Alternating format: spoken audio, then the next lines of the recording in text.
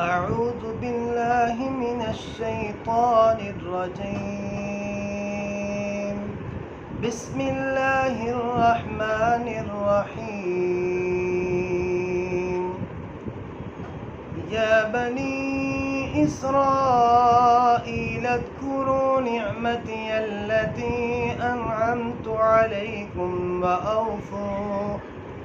وأوفوا بعهدي أوف بعهدكم وإياي فارهبون وآمنوا بما أنزلت مصدقا لما معكم ولا تكونوا أول كافر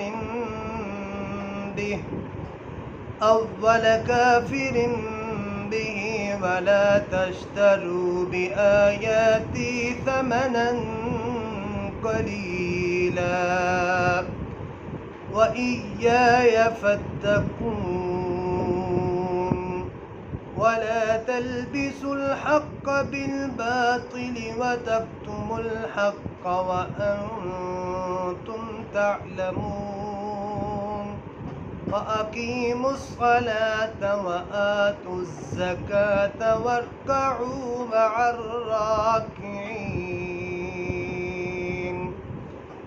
أتأمرون الناس بالبر وتنسون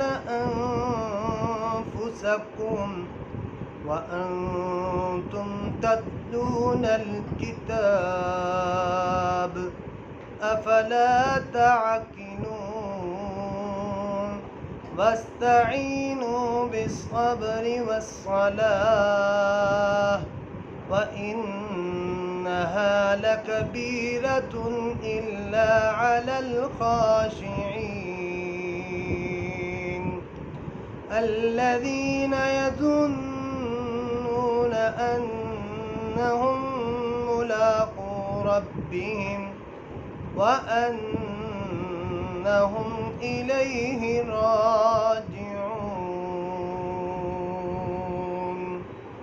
آمنت بالله صدق الله العظيم.